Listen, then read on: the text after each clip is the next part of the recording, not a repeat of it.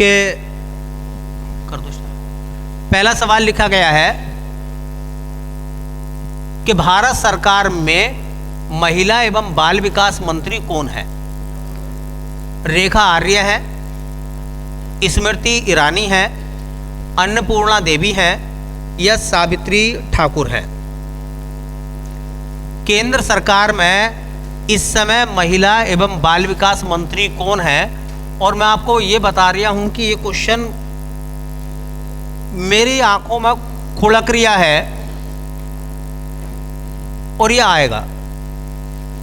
इस क्वेश्चन के आने की पूरी संभावना है, इसलिए वेरी इंपॉर्टेंट भी है, क्योंकि जब जब डिपार्टमेंट चेंज होते हैं मिनिस्ट्री में, नया कोई व्यक्ति उस मिनिस्ट्री को संभालता है तो सवाल पूछा जाता है।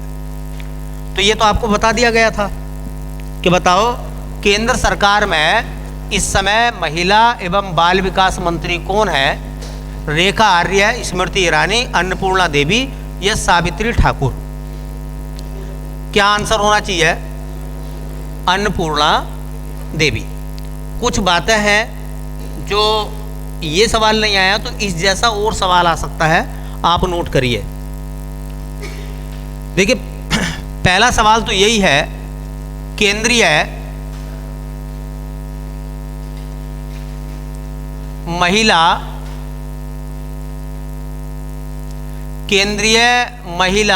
एवं बाल विकास मंत्री,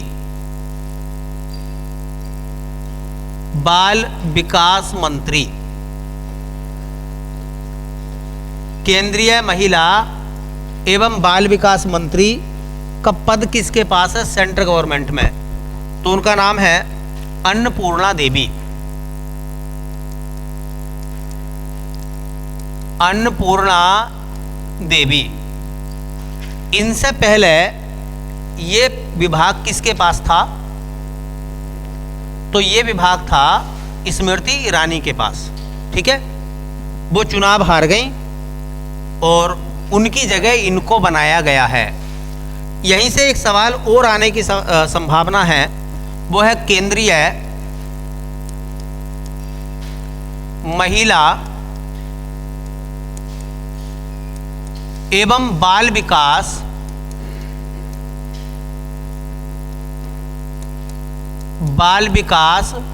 राज्य मंत्री। ये कौन है? कैबिनेट मंत्री हैं अन्नपूर्णा देवी। कभी कभी क्या होता है ना, एग्जामिनर जो है वो राज्य मंत्री पूछ लेता है और हम उसका आंसर कैबिनेट मंत्री के रूप में लगा देते हैं। तो उनका नाम क्या भैया? जो महिला बाल विकास राज्य मंत्री हैं इस समय सेंट्रल गवर्नमेंट में, उनका नाम है सावित्री। उनका नाम है सावित्री ठाकुर।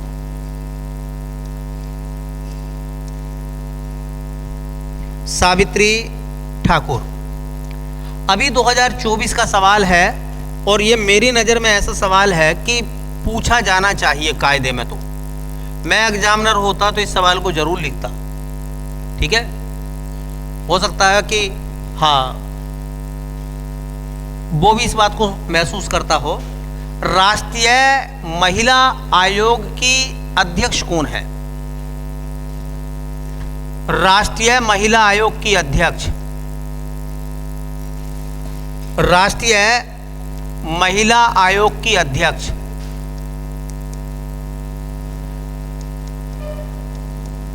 राष्ट्रीय महिला आयोग की अध्यक्ष इस समय कौन है?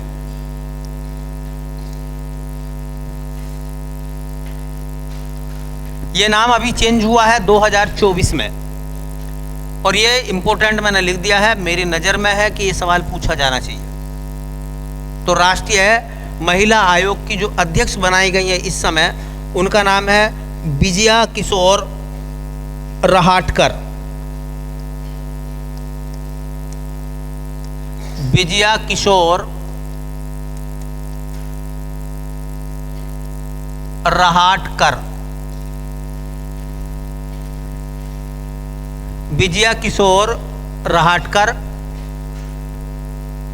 उनको बनाया गया है। ये सवाल उत्तर प्रदेश में बदला है इसी बार बदला 2024 में, और ये आपको बता भी दिया गया था कि उत्तर प्रदेश राज्य महिला आयोग, उत्तर प्रदेश राज्य महिला आयोग की अध्यक्ष कौन है? कोई बता सकता है? उत्तर प्रदेश राज्य महिला आयोग की अध्यक्ष, उनका नाम अभी बताया था मैंने, याद होगा आप लोगों को। देखो याद करो, ये सवाल आने ही है। उनका नाम है बबीता सिंह चौहान। बबीता सिंह चौहान।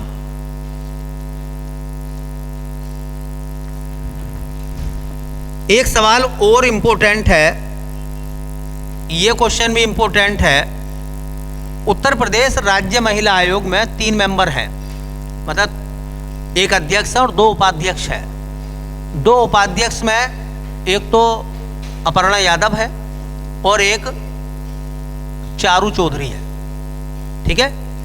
और अध्यक्ष जो है वो बबीता सिंह चौहान है। एक सवाल और बनेगा, उत्तर प्रदेश उत्तर प्रदेश में महिला एवं बाल विकास मंत्री कौन है? उत्तर प्रदेश में महिला एवं बाल विकास मंत्री जो उत्तर प्रदेश में योगी आदित्यनाथ सरकार काम कर रही है, तो यूपी में भी तो विभाग होंगे ना। तो उत्तर प्रदेश में महिला एवं बाल विकास मंत्री कौन है इस समय? पता किसी को नाम? किसी को नाम पता है? तो देखिए उनका नाम है बेबी रानी मौर्य। बेबी रानी मौर्य ये उत्तराखंड की पहले राज्यपाल भी रह चुकी है और ये आगरा की चेयरमैन भी रही है। आगरा जो है ना नगर निगम है ना, उसकी महापौर भी रही हैं ये। और ये इस समय बेबी रानी मौर्य जो है ये उत्तर प्रदेश में महिला एवं बाल विकास मंत्री भी है। कोई नाम 5 में से एक नाम भी ऐसा नहीं है जहां कमीशन को मोहर नहीं लगानी चाहिए, ठीक है। जहां तक एएसआई का सवाल है, एएसआई का पेपर ऐसा नहीं आता कि वो ज़्यादा मुश्किल हो, ठीक है। तो ये 5 नाम इंपॉर्टेंट है, एक बार रिवीजन करो मेरे साथ। केंद्रीय महिला एवं बाल विकास मंत्री, तो उनका नाम है अन्नपूर्णा देवी। और केंद्रीय महिला एवं बाल विकास राज्य मंत्री सावित्री ठाकुर, ठीक है। बताना है राष्ट्रीय महिला आयोग की अध्यक्ष कौन है? विजया किशोर रहाटकर। और उत्तर प्रदेश की जो राज्य महिला आयोग है उत्तर प्रदेश का, उसके अध्यक्ष कौन है? बबीता सिंह चौहान। और उत्तर प्रदेश में महिला एवं बाल विकास मंत्री का नाम अच्छे से पढ़ लेना, कोई ना कोई सवाल के टकराने की पूरी संभावना है, ठीक है। कभी सवाल टकराव है और आप घायल हो जाए, सवाल ही घायल होना चाहिए, समझ लो। हटाते हैं इसको अब। चलिए अगला सवाल क्या है, कह रहे हैं कि भारत के 75वें गणतंत्र दिवस के मुख्य अतिथि कौन थे? भारत में जो 75वां गणतंत्र दिवस मनाया गया उसके मुख्य अतिथि कौन थे? Fattah al Sisi, Joe Biden, Emmanuel Macron, Boris Johnson. कौन भारत में गणतंत्र दिवस का मुख्य अतिथि बना, वो भी 75वें गणतंत्र दिवस का?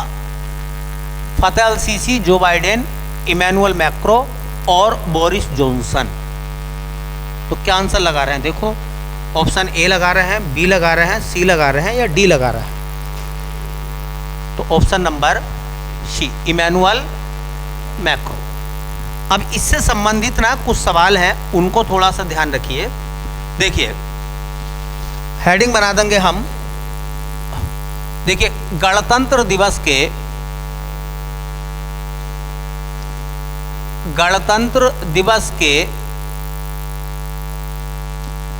मुख्य अतिथि, हमारे यहाँ क्या है, एक परंपरा है कि जब हम गणतंत्र दिवस अपना मनाते हैं तो किसी न किसी देश के, किसी न किसी देश के राष्ट्राध्यक्ष को इनविटेशन देते हैं as a guest, chief guest के रूप में। किसको बुलाते हैं? वहां के शासनाध्यक्ष को बुलाते हैं, राष्ट्राध्यक्ष को बुलाते हैं? बोलो। तो राष्ट्राध्यक्ष को बुलाते हैं, और राष्ट्राध्यक्ष जो होता है वो उस देश का या तो राष्ट्रपति होता है या फिर वहां का किंग होता है, राजा होता है। तो जिन देशों में राष्ट्रपति नहीं बनता, प्रधानमंत्री और राजा होता है, तो वहां के राजा को इनविटेशन दिया जाता है। जैसे कि हमारा एक पड़ोसी देश है भूटान, वहां पर राष्ट्रपति नहीं बनते, वहां पर प्रधानमंत्री बनते हैं। तो वहां के राजा को हम जो है बुलाते हैं चीफ गेस्ट के रूप में। और जिन देशों में राष्ट्रपति बनता तो वहां राजा होगा नहीं, ठीक है, वहां जो है राजा नहीं होगा। तो याद रखना कि आता कौन है मुख्य अतिथि के रूप में, राष्ट्राध्यक्ष को बुलाते हैं या शासनाध्यक्ष को बुलाते हैं? राष्ट्राध्यक्ष को बुलाते हैं, और राष्ट्राध्यक्ष जो होता है वो देश का मालिक होता है, ठीक है। देखिए ये तो है भैया गणतंत्र दिवस। गणतंत्र दिवस, और उस गणतंत्र दिवस के मुख्य अतिथि, दो तीन बातें आप देख लीजिए यहां से। मुख्य अतिथि, पहला गणतंत्र दिवस हमने मनाया था 1950 में। पहला गणतंत्र दिवस हमने कब मनाया था भैया? 26 जनवरी 1950, यह हमारा पहला गणतंत्र दिवस था। और जो पहला गणतंत्र दिवस हमारा मनाया गया, उस गणतंत्र दिवस के चीफ गेस्ट जो थे वो डॉक्टर सुकर्णो थे, डॉक्टर सुकर्णो। और ये इंडोनेशिया के राष्ट्रपति थे। कौन थे? इंडोनेशिया के राष्ट्रपति। हमने इनको मुख्य अतिथि बनाया था, ठीक है। उसके बाद में इस परंपरा को आगे बढ़ाइए और हम सीधे पहुंच जाते हैं डॉट डॉट करते हुए अपने 12वें गणतंत्र दिवस पर। 12वां गणतंत्र दिवस हमने मनाया था 1961 में, 26 जनवरी 1961 को। और इस समय हमने मुख्य अतिथि के रूप में बुलाया था एलिजाबेथ द्वितीय को। एलिजाबेथ द्वितीय। सवाल ऐसे भी पूछा जाता है कि भारत के गणतंत्र दिवस की पहली महिला मुख्य अतिथि कौन थी? एलिजाबेथ। इनसे पहले जो भी आए वो सब पुरुष थे। पहली महिला जो मुख्य अतिथि बनी उनका नाम एलिजाबेथ द्वितीय। और ये उस समय यूके की कौन थी? महारानी थी। यूके की कौन थी? वो महारानी थी। उनको हमने इनवाइट करा था, ठीक है। सवाल ये भी आ सकता है कि बताइए ब्रिटेन की किस महारानी ने भारत के गणतंत्र दिवस में मुख्य अतिथि बनकर आई थी? वो तो एलिजाबेथ। इसी क्रम को थोड़ा सा और आगे बढ़ाएं तो हम पहुंच जाते हैं 75वें गणतंत्र दिवस पर, जो मनाया गया 2024 में, मतलब इसी साल जनवरी 2024 में। और इस समय मुख्य अतिथि के रूप में कौन आए थे? इमैनुअल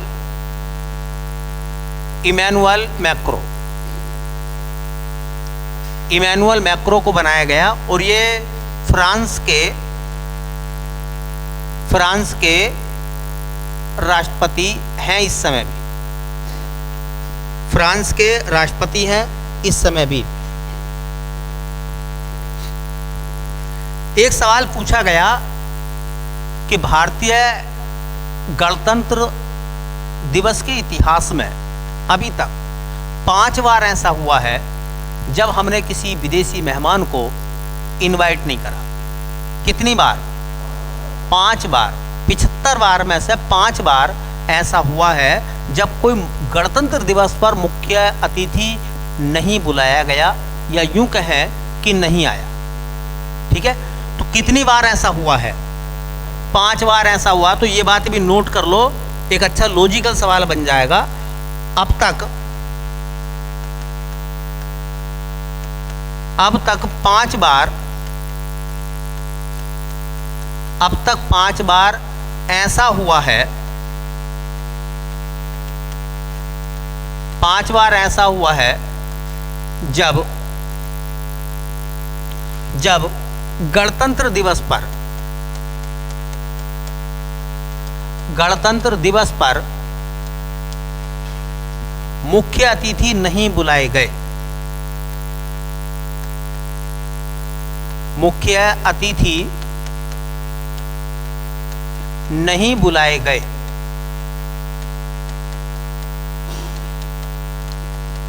कितनी बार अब तक ऐसा हुआ है?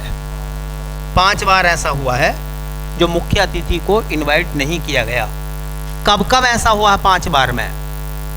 1952 में कोई चीफ गेस्ट नहीं आया, 1953 में भी कोई चीफ गेस्ट नहीं बुलाया गया, 1965 का युद्ध हुआ था और 66 में अकाल पड़ा था हमारे यहाँ, ऐसे में भी हमने किसी चीफ गेस्ट को नहीं बुलाया।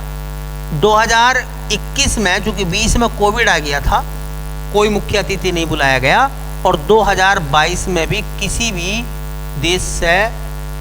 देश के राष्ट्राध्यक्ष को मुख्य अतिथि के रूप में इनवाइट नहीं किया गया। तो 52, 53, 66, 2021 और 2022, ठीक है, 5 बार भारत में ऐसा हुआ है जब मुख्य अतिथि के रूप में किसी को इनवाइट नहीं किया गया। ठीक है, मुख्य अतिथि के रूप में किसी को इनवाइट नहीं किया गया, 5 बार ऐसा हुआ है। ठीक है, तो हाँ, जब भारत आज़ाद हुआ था और पहला गणतंत्र दिवस हमने 26 जनवरी 1950 को मनाया, तो मुख्य अतिथि के रूप में कौन आए थे? डॉक्टर सुकर्णो, इंडोनेशिया के राष्ट्रपति। 1961 में पहली महिला मुख्य अतिथि के रूप में आई हमारे यहाँ, एलिजाबेथ द्वितीय, जो कि यूके की महारानी थी उस समय। 2024 में जो 75वां गणतंत्र दिवस मनाया गया, उसमें इमैनुअल मैक्रो को, जो कि फ्रांस के राष्ट्रपति हैं, अब भी राष्ट्रपति हैं वो, उनको मुख्य अतिथि बनाया गया, बुलाया गया। और अब तक 5 बार ऐसा हुआ है जब भारत में गणतंत्र दिवस के समारोह में किसी को चीफ गेस्ट नहीं इनवाइट किया गया। चलिए अगला सवाल समझिए, क्या है अगला सवाल? ये कह रहे हैं बेटा, बहुत अच्छा सवाल है, टॉपिक का बहुत शानदार सवाल है ये। अगले टॉपिक में हमसे ये बोला गया कि 2024 में निम्न में से किसको पद्म विभूषण से अलंकृत किया गया है? इनमें से 4 नाम आपके सामने ऐसे हैं, जिन 4 नामों में से किस नाम को पद्म विभूषण दिया गया है? पद्म विभूषण दिया गया है, कह रहे हैं पद्मा सुब्रमण्यम, फातिमा बीबी, राम नाईक, मिथुन चक्रवर्ती। लगाइए आप अपना अनुमान क्या है। ठीक है,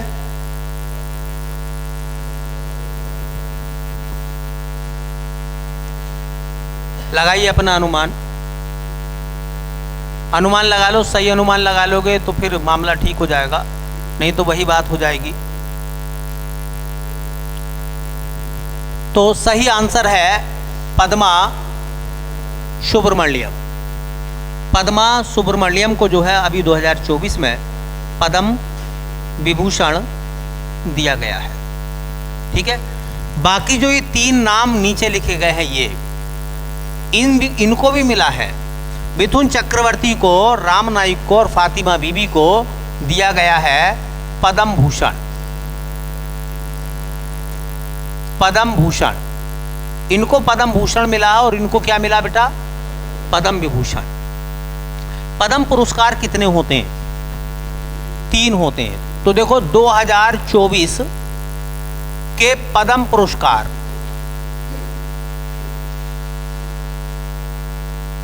पहले इतना याद रखो कि 2024 में जो पद्म पुरस्कार दिए गए, पद्म पुरस्कार 3 होते हैं, होते नहीं होते? सबसे बड़ा पद्म पुरस्कार कौन सा होता है? बोलो। तो वो होता है पद्म विभूषण। सबसे बड़ा पद्म पुरस्कार होता है पद्म विभूषण, और पद्म विभूषण को कहते हैं हम दूसरा नागरिक सम्मान। नहीं होता? पहला नागरिक सम्मान भारत रत्न, दूसरा नागरिक सम्मान पद्म विभूषण, तीसरा नागरिक सम्मान पद्म भूषण, चौथा नागरिक सम्मान पद्म श्री। और पद्म पुरस्कारों में सबसे बड़ा ये पद्म विभूषण जो पुरस्कार दिया गया है बेटा 2024 में, ये दिया गया है 5 लोगों को। ठीक है। अच्छा, दूसरा पद्म पुरस्कार कौन सा होता है? पद्म भूषण दूसरा पद्म पुरस्कार है, और यह दिया गया है 17 लोगों को। तो 17 और 5 बोलो 22। और तीसरा पद्म पुरस्कार होता है पद्म श्री, और यह दिया गया है 110 लोगों को। अब 110 और 22 और ऐड करो तो पद्म पुरस्कारों की संख्या कितनी है? 100। ये भी सवाल पूछा जाएगा कि इस बार 2024 में भारत सरकार ने कितने पद्म पुरस्कार दिए हैं? तो 132 पद्म पुरस्कारों में पद्म विभूषण कितने हैं? पद्म श्री कितने हैं? 110। और पद्म भूषण कितने हैं? तो हम बात कर रहे हैं, हमारा जो टॉपिक है वो है पद्म विभूषण को लेकर।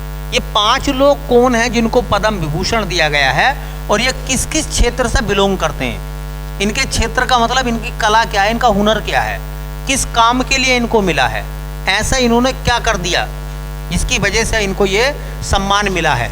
ठीक है। तो देखो, ये नाम हम जो अब लिख रहे हैं वो लिख रहे हैं बेटा पद्म विभूषण के।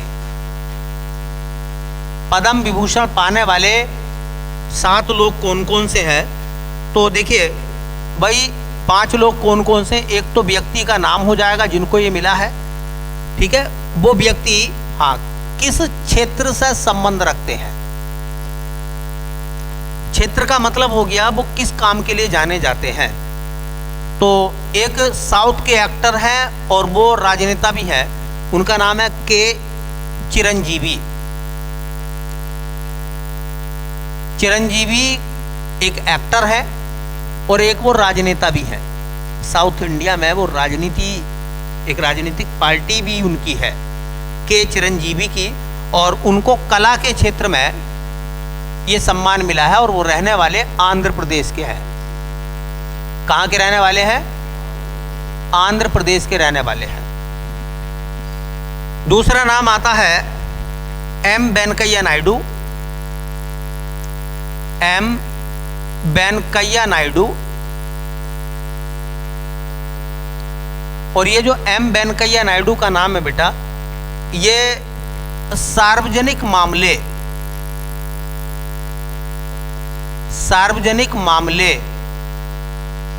राजनीति में जिन जिन को सम्मान दिया जाता है ना, तो उनको लिखते हैं हम सार्वजनिक मामलों में, मतलब राजनीतिक मामलों में। और ये भी रहने वाले आंध्र प्रदेश के हैं। और आप लोगों को पता भी होगा कि ये हमारे पूर्व उपराष्ट्रपति भी हैं। ऐसे एक नाम आता है, उनका नाम है पद्मा सुब्रमण्यम।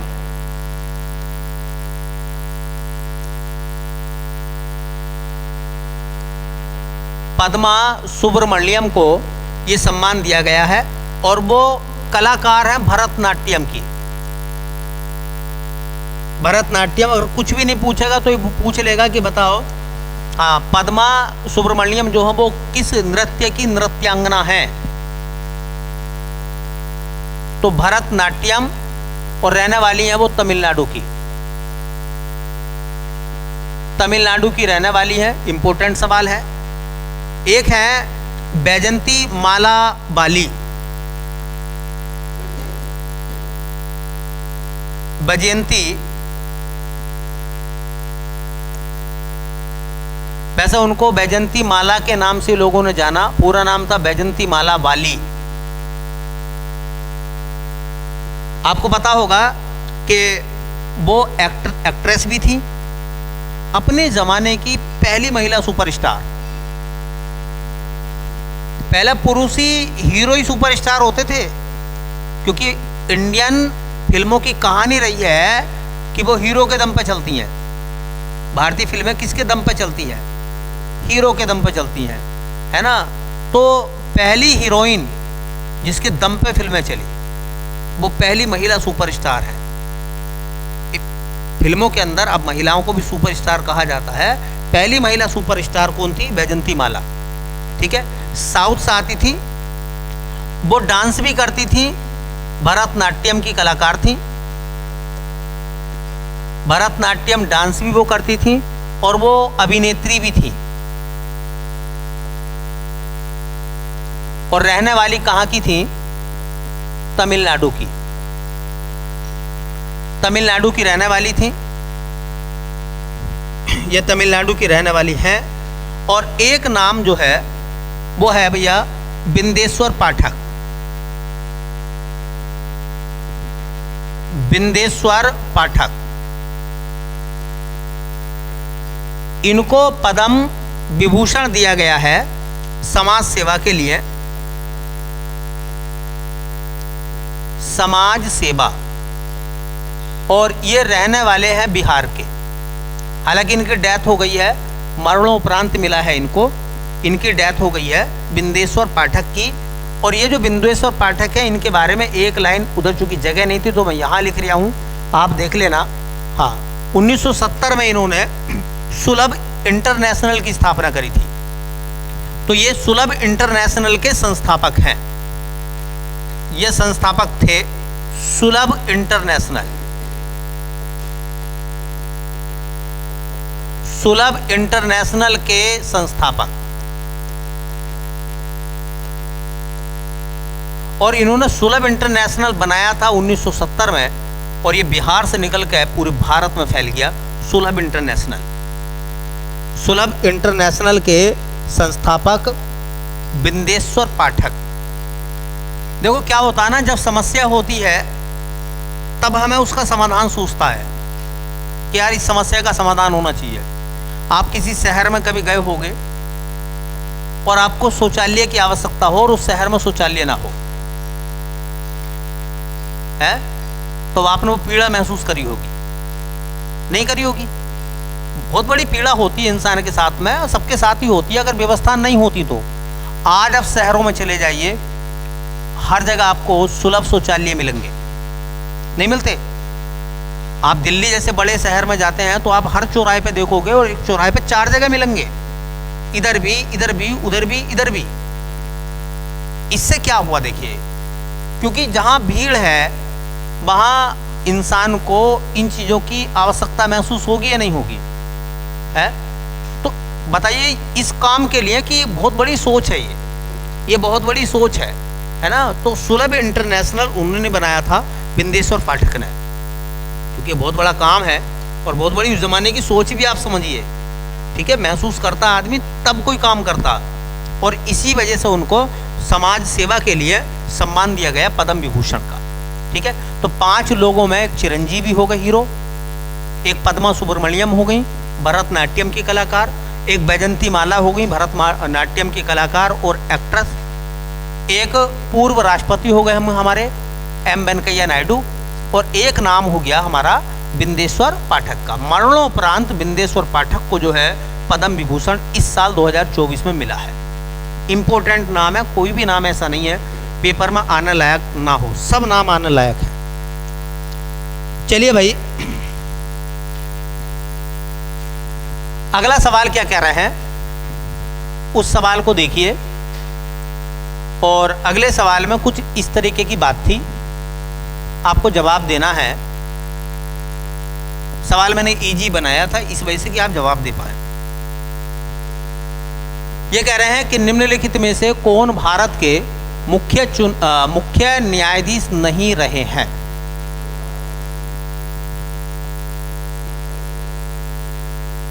सुप्रीम कोर्ट में चीफ जस्टिस कौन नहीं बने? पहला ऑप्शन DY चंद्रचूड़, अभी रिटायर हुए। कह रहे हैं एन गोपाला स्वामी, हो सकता भाई, हीरा लाल जेकानिया, ये सबसे पहले वाले हैं। क्यों भाई? और संजीव खन्ना ये अभी बने हैं, ये अभी बने हैं 2024 में, नहीं बने। तो फिर सवाल मैंने इस वजह से इजी बनाया कि आपका थोड़ा कॉन्फिडेंस बढ़े। ऐसे सवाल भी आते हैं कि कौन चीफ जस्टिस नहीं बना। तो ये जो है एन गोपाला स्वामी, ये चीफ जस्टिस नहीं थे, बल्कि ये चुनाव आयुक्त थे। क्या बने थे? चुनाव आयोग में चुनाव आयुक्त बने थे एन गोपाला स्वामी। चलिए 2-3 बातें देखो जो काम में आएंगी आपको। भारत का या भारत के सर्वोच्च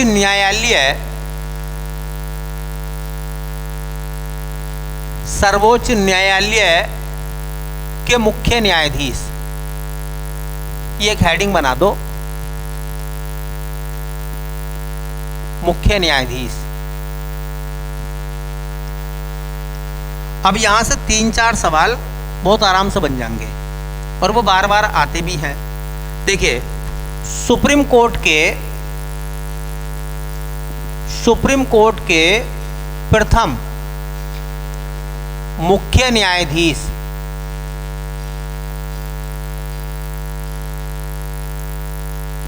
जो भारत का सुप्रीम कोर्ट है, उसके पहले मुख्य न्यायाधीश कौन बने थे?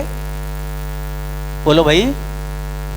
हीरालाल जेकानिया। भाई ये नाम तो आपसे कभी भी पूछा जा सकता है ना। अच्छा, सुप्रीम कोर्ट में अभी तक कोई भी महिला मुख्य न्यायाधीश नहीं बनी है। न्यायाधीश तो बनी है लेकिन मुख्य न्यायाधीश नहीं बनी है, ये भी याद रखना। दूसरा सवाल, सुप्रीम कोर्ट के 50वें मुख्य न्यायाधीश,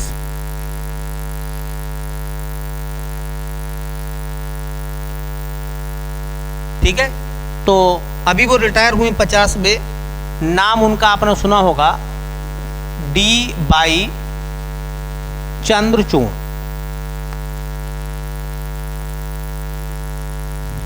अभी रिटायर हुए ना, तो यहां से सवाल ये बन सकता है कि संजीव खन्ना जो इस समय सुप्रीम कोर्ट के चीफ जस्टिस बनाए गए हैं, उन्होंने किन का स्थान लिया है। तो ये भी आपको पता होना चाहिए ना, जो पिछले अभी रिटायर हुए हैं हाल फिलहाल में, उनका नाम भी आपको पता हो। अच्छा, सवाल बन जाएगा, देखिए, सुप्रीम कोर्ट के 51वें, ठीक है, बड़ा शगुन वाला नंबर है ये, लिफाफे में 51 रुपए देते हैं अक्सर लोग। तो सुप्रीम कोर्ट के 51वें मुख्य न्यायाधीश,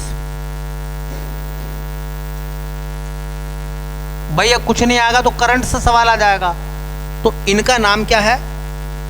बोलो। जस्टिस संजीव खन्ना। इनसे भी थोड़ा सा कुछ सवाल पूछे जा सकते हैं। पहली बात तो ये वर्तमान चीफ जस्टिस है हमारे, और इनकी नियुक्ति किसने करी थी?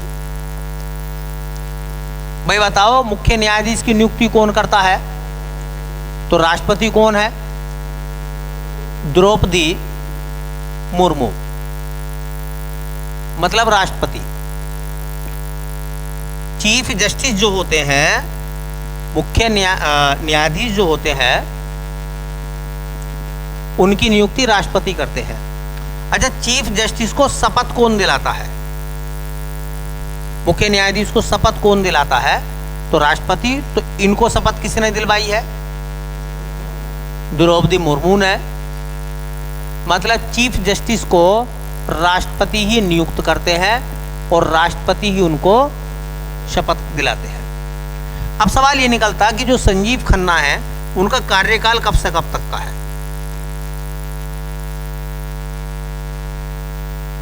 अभी इन्होंने शपथ ली है 11 नवंबर को, ठीक है। तो इनका कार्यकाल 11 नवंबर 2024 से स्टार्ट हो गया और ये इनका कार्यकाल चलेगा 13 मई 2025 तक, ठीक है। 13 मई 2025 तक। तो 13 मई 2025 तक जो है इनका कार्यकाल चलेगा। अब हिसाब लगा सकते हैं कि तकरीबन कितने महीने वो जो है भाई ये ना बराबर ही मान लें, 11 और 13 में कुछ ज़्यादा बड़ा फर्क तो है नहीं, 2 दिन का फर्क है ना। तो कितने महीने के लिए चीफ जस्टिस रहेंगे, फिर ये रिटायर हो जाएंगे, फिर इनकी जगह नए चीफ जस्टिस आएंगे। तो हमारे सुप्रीम कोर्ट के पहले मुख्य न्यायाधीश थे हीरालाल जिकानिया। उसके बाद में जो 50वें हमारे चीफ जस्टिस बने DY चंद्रचूड़, और जो 51वें बने हैं इस समय संजीव खन्ना, की शपथ 11 तारीख को हुई है, 11 नवंबर 2024 को, ठीक है। और 13 मई 2025 तक वो जो है पद पे तैनात रहेंगे, और इनको शपथ दिलाई है राष्ट्रपति द्रौपदी मुर्मू ने।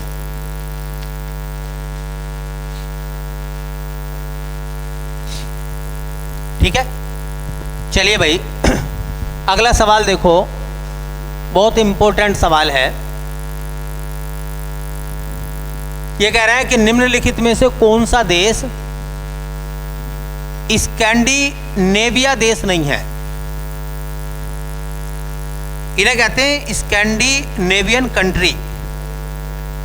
तो कह रहा है कि इनमें से कौन सा स्कैंडिनेवियाई देश नहीं है, ये बताना आपको। 4 ऑप्शन आपके सामने है।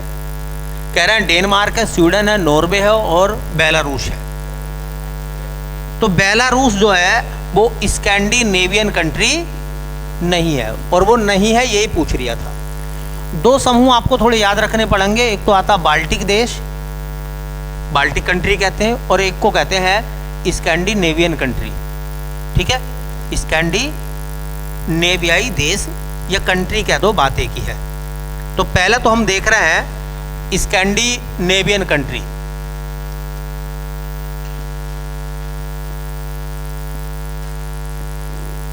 या स्कैंडिनेवियाई देश। सबसे पहले तो आपको ये याद रखना है कि जो स्कैंडिनेवियाई देश हैं वो कितने हैं।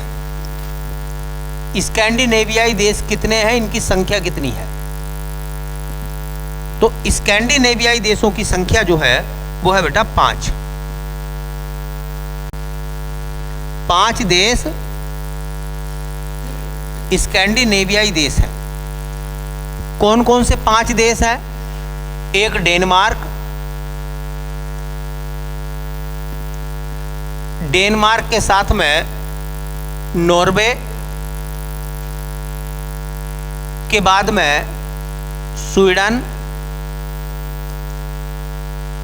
के बाद में आइसलैंड, के बाद में फिनलैंड।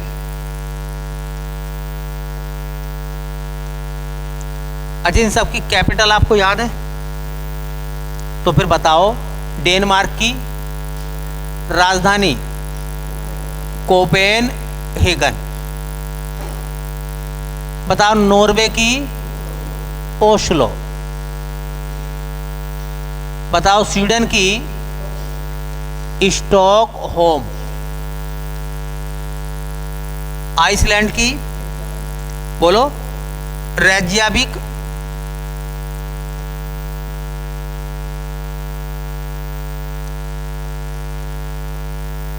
जय को कुछ लोग क्या भी बोल देते हैं, रेykjavik भी बोल देते हैं। फिनलैंड की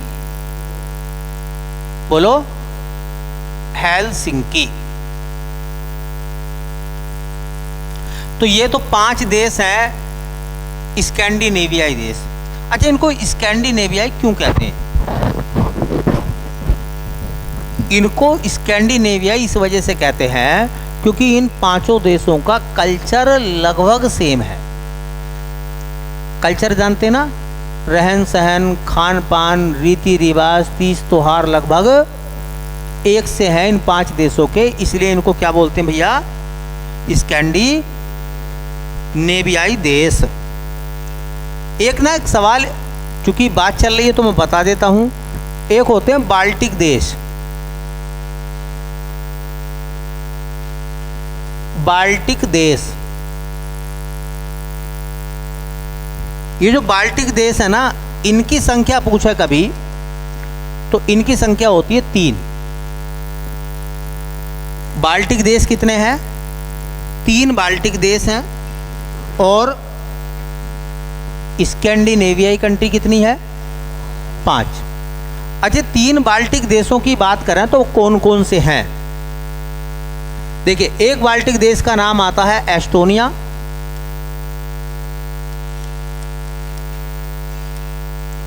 एक बाल्टिक देश का नाम आता है लाटविया,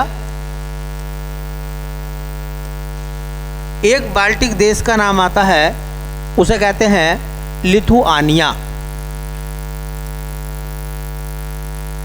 लिथुआनिया। ये जो 5 देश हैं, जैसा आपने सुना होगा, एस्टोनिया की राजधानी क्या है? बोलो। एस्टोनिया की राजधानी,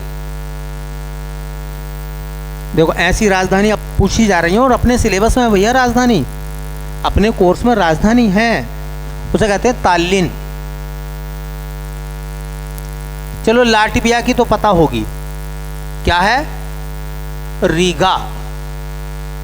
और लिथुआनिया की राजधानी विनियस। क्या नाम है? विनियस। तो देखिए, एस्टोनिया, लाटविया और लिथुआनिया, इन तीनों को मिलाकर क्या बनता है? ये 3 क्या कहलाते हैं? बाल्टिक देश। इनको बाल्टिक देश क्यों कहते हैं? भाई, स्कैंडिनेवियाई देश 5 हैं, जिनमें नॉर्वे है, स्वीडन है, फिनलैंड है, बोलो, डेनमार्क है, बोलो, और आइसलैंड है। इनकी संस्कृति तो एक सी है, लेकिन इनको बाल्टिक देश क्यों कहते हैं? तो सुनिए, बाल्टिक देश क्यों कहते हैं। 1914 से लेकर 1918 तक पहला विश्व युद्ध चला। भाई, पहला विश्व युद्ध कब से कब तक हुआ था? 1914 से 1900। पहले विश्व युद्ध के दौरान सोवियत संघ से 3 देश अलग हुए थे। पहले विश्व युद्ध के दौरान सोवियत संघ, जिस आज बचे हुए हिस्से को हम रसिया बोलते हैं, उससे 3 देश अलग हुए थे। जो देश 3 अलग हुए थे उनको बाल्टिक देश कहते हैं। उनको क्या कहते हैं हम? बाल्टिक देश कहते हैं। ठीक है, उनको क्या कहते हैं हम? बाल्टिक देश। और ये देश पूर्व सोवियत संघ से कब अलग हुए थे? प्रथम विश्व युद्ध के दौरान। ठीक है, तो लाटविया, एस्टोनिया और लिथुआनिया, ये 3 बाल्टिक देश हैं, है ना। देखिए, फिनलैंड, स्वीडन, नॉर्वे, आइसलैंड और डेनमार्क, ये कैसे हैं? स्कैंडिनेवियाई देश हैं। दोनों नाम अच्छे से पढ़ लेना, पेपर के लिए तैयारी कर लेना। इन सवालों की संभावना बहुत ज़्यादा रहती है और कई कई बार पूछे भी गए हैं सवाल ये। चलिए, अगला सवाल क्या है? कह रहे हैं 2011 के अनुसार भारत की कुल जनसंख्या है। ये तो बता ही दोगे, खैर इसमें तो कोई बड़ी बात है नहीं।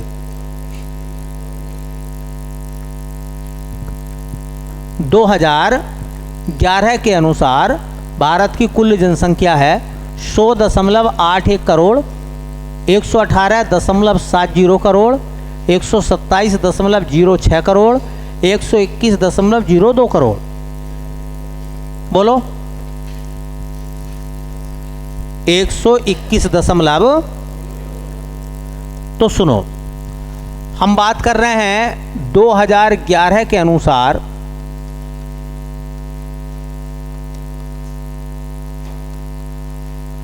भारत की जनसंख्या।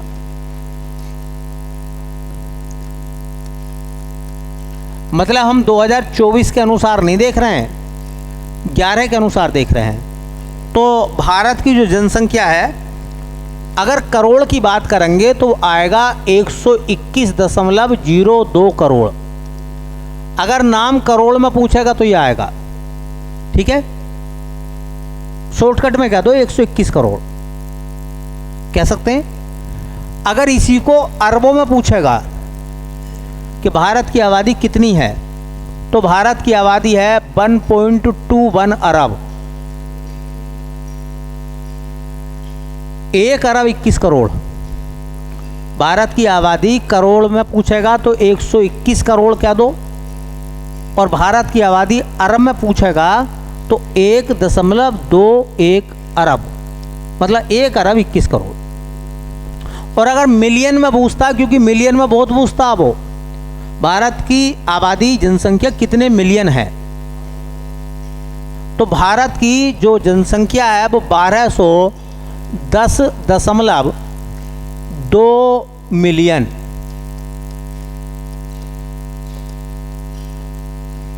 ये जरूर याद रखें मिलियन वाला नाम, क्योंकि अक्सर पेपर में जनसंख्या से जब सवाल बना रहा ना आज के दौर में, तो मिलियन वाले नाम पूछ रहा है, मिलियन वाले नाम पूछता है।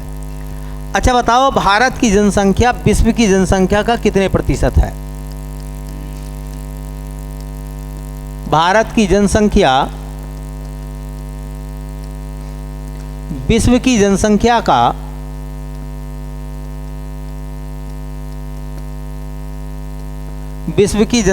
का भाई या तो 17.5 कह दो, या कहीं कहीं 17.7% है।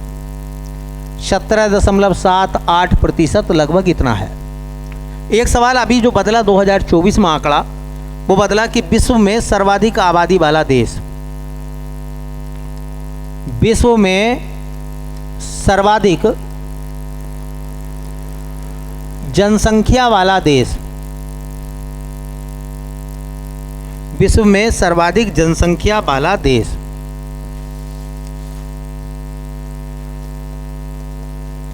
तो पहले कभी रिकॉर्ड होता था किसका नाम, और अब रिकॉर्ड पे है किसका नाम? भारत का।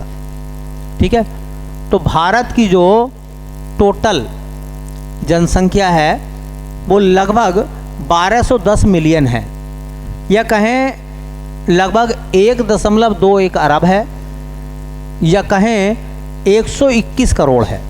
तो करोड़ों में पूछेगा तो आंसर अलग होगा, अरब में पॉइंट में फ़र्क अलग हो जाएगा, और मिलियन में थोड़ा फ़र्क अलग हो जाएगा। ठीक है, और ये मैंने बताया है कि भारत की जो आबादी है वो पूरे वर्ल्ड की आबादी का कितने % है? 17.7%। ठीक है, चलिए एक सवाल देखते हैं, और ये आप सबको पता भी होगा इस सवाल का जवाब। कह रहे हैं कि वनजीवी किसके बराबर है? 10 MB, 100 MB, 1024 MB या 10,000 MB? बोलो। अच्छा, ये चीज़ें तो आपको ऑलरेडी पता होंगी, है ना, फिर भी मैं पूछ लेता हूँ ताकि आपका रिवीजन हो जा, है ना। वो कहते हैं कि एक बाइट जो है, एक बाइट में कितने बिट होते हैं? कितने होते हैं? 8। अच्छा, एक केबी जो होता, केबी, एक केबी में हाँ कितने बाइट होते हैं? 1024 बाइट। अच्छा बताओ, एक MB में कितने केबी होते हैं? 1024 केबी। तो बताओ एक GB में 1024 MB। अच्छा, एक TB में टेराबाइट होता ना, कितना होता है? 1024 GB। तो ये सबको पता भी है, बस मैंने सोचा कि मैं लिख देता हूँ ताकि ये जानकारी आपके सामने, जिसको नहीं पता उसको भी पता चल जाए एक बार। तो इसका जो सही आंसर आएगा 1024। ठीक है, अब थोड़ा फास्ट काम निपटाएंगे। वो देख रहे हैं कि जितने भी इम्पोर्टेंट टॉपिक हैं, चाहे करंट के हों या वैसे हों, सब एक जगह मिल जाए और 1 महीने में हमारा काम फाइनल तक पहुंच जाए। ठीक है, चलो भाई।